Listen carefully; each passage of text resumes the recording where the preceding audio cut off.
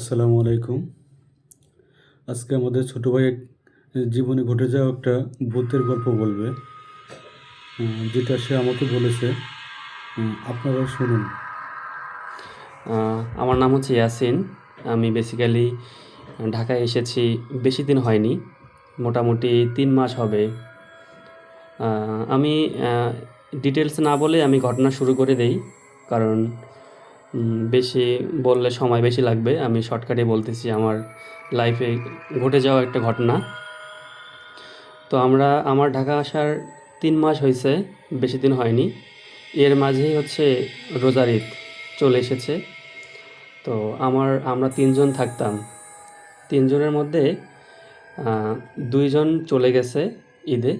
কোনো এক বিশেষ কারণের জন্য আমি বাসায় যেতে পারিনি। তো একা মানুষ, একা, একা রান্না করি। তো আমি সন্ধ্যা ৭টার দিকে আমি রান্না করতেছি। রান্নাঘরে রান্না করতেছি। রান্না করার সময় আমি যেটা বুঝতে পারলাম, মনে হচ্ছে যে আমার পিছনে কে জানি দাঁড়ায় আছে। আবার পিছনে ফিরে দেখি যে কেউ না। পরে ভাবলাম হয়তো মনের ভুল বা কোনো কিছু হতে পারে, এরকম কিছু একটা।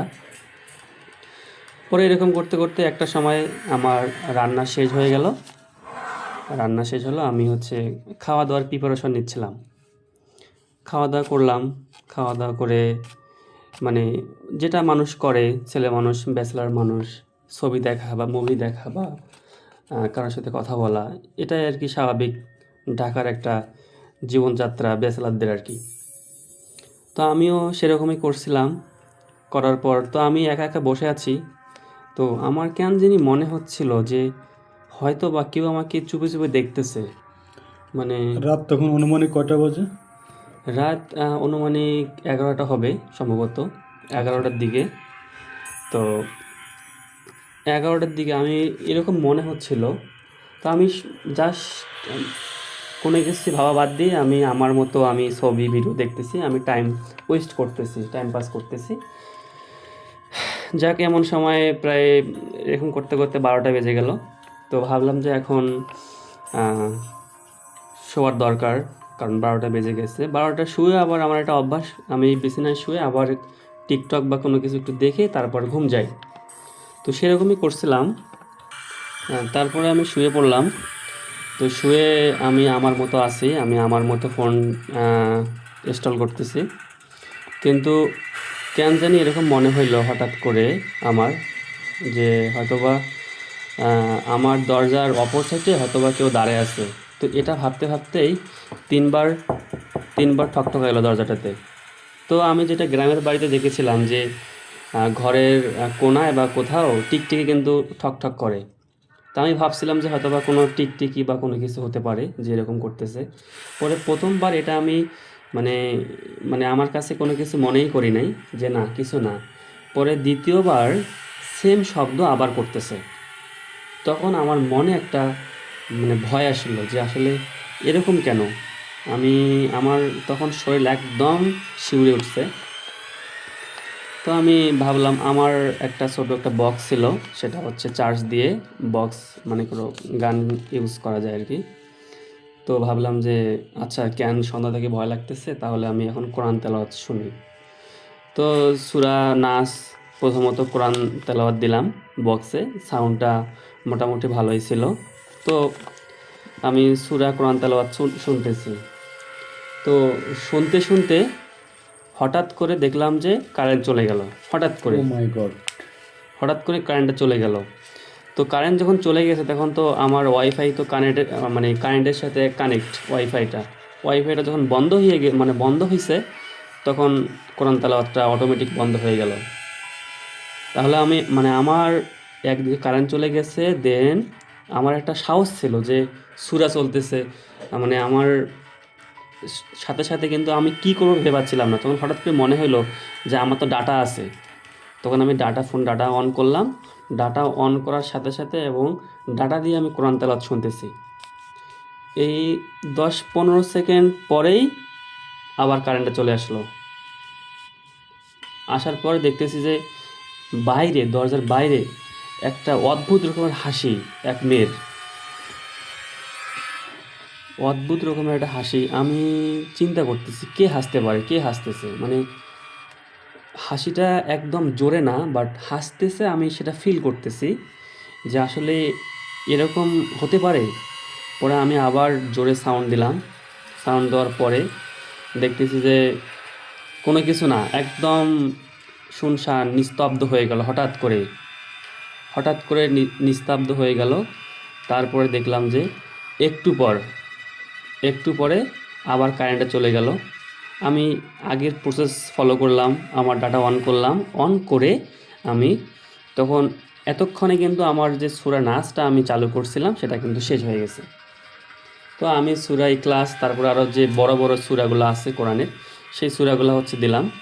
দেওয়ার পরে কারেন্ট তো চলে গেছে, কারেন্ট তো নাই। দেখতেছি যে ওই মেয়েদের যে ঝুমুর পরে, ওই ঝুমুর পরে কে জানি আমার দরজার বাইরে মানে নাচতেছে। আমার যখন নাচতেছে তখন আমি একদম মানে কি করব, মানে কাকে ফোন দিব। অলরেডি কিন্তু তখন রাত 1টা বাজে। 1টা বাজে, তখন আমি কী করব আমি ভেবে পাইতেছি না। তখন অনেকক্ষণ শব্দ। তারপরে হচ্ছে গিয়ে হঠাৎ করে কারেন্টটা আসলো। আসার পরে আমি ফ্যানের সুইচ দেই না, আমি সাধারণত এসি চালাই, আমার রুমে এসি আছে, আমি এসি ছিল। হঠাৎ করে ফ্যান ঘুরতেছে, একদম ইনস্ট্যান্ট ফ্যান ঘুরতেছে। হ্যাঁ, তখন কি তুমি ভয় পাও না? তখন তো আমি কি বলবো, মানে আমার মুখের ভাষা নেই যে এরকম কেন হচ্ছে। এরকম তো হওয়ার কথা না, এরকম তো হওয়ার কখনো কথা না।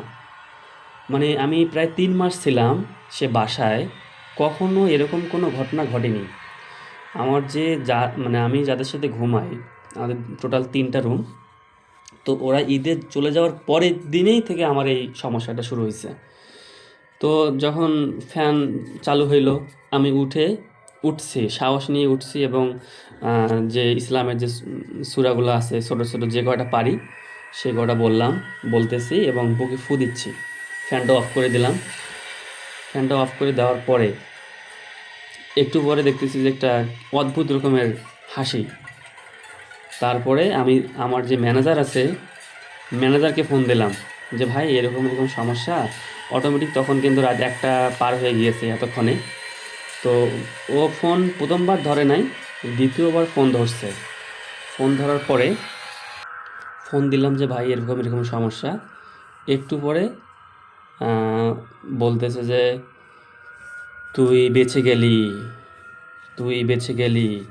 এরকম একটা শব্দ, একটা মেয়ে মানুষের, একদম বয়স্ক মানুষ, একটা বয়স্ক মেয়ে, মানে একদম মহিলার থেকে, মানে বলতে পারতেছে না, তার ভয়েসটা এমন ছিল, তুই বেঁচে গেলি, আজকের জন্য বেঁচে গেলি। তো পরে আবার মুরাদকে ফোন দিলাম, আমাদের হাউজের ম্যানেজার। ও কিছুক্ষণ পর ও আসলো, ও কলিং বেল দিচ্ছে। আমি যে দরজাটা খুলে দেবো, মানে আমার রুম দরজা খুলে যে মেন গেট দরজা খুলে দেবো সেই সাহসটুকু আমার নাই। কারণ এতক্ষণে যা যা হয়েছে আমার সাথে, এত কিছু জানার পরে কখনোই মনে করেন যে ওই রকম সাহস আসবে না। কিন্তু সব কিছু ভয় একদম সব কিছু ত্যাগ করে আমি খুব কষ্ট করে জোর করে মনে সাহস নিয়ে আমি দরজা খুলেছি এবং ভাই আসলো, ভাইকে সব কিছু বললাম এরকম এরকম। তারপরে ও বলতেছে যে ঠিক আছে, আজকে আর তোমাকে এখানে থাকতে হবে না, তুমি নিচে আসো।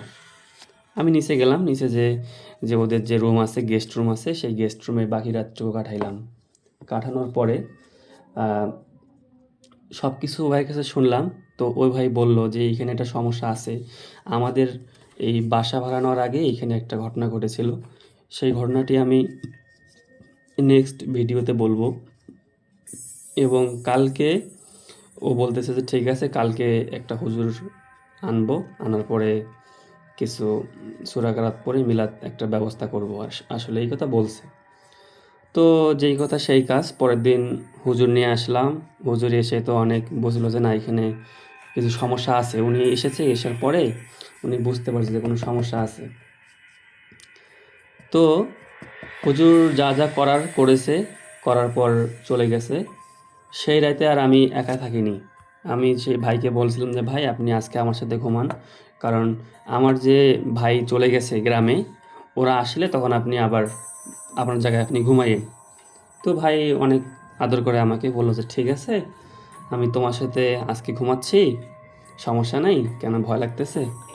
ঠিক আছে। তো ভাইয়ের সাথে ঘুমাইলাম, কোনো সমস্যা নাই। কিন্তু তার পরের দিন হুজুর আমাদের হাউজে আসছে, এসে বলতেছে ভাই এটা হচ্ছে আমার কাজ না, আমি আসলে তোমার ভালোর জন্য আসছিলাম, কিন্তু আমি স্বপ্নে যা দেখলাম আর আমাকে যে বলছে, যেটা আমার জীবনের জন্য খুব একটা রিস্ক।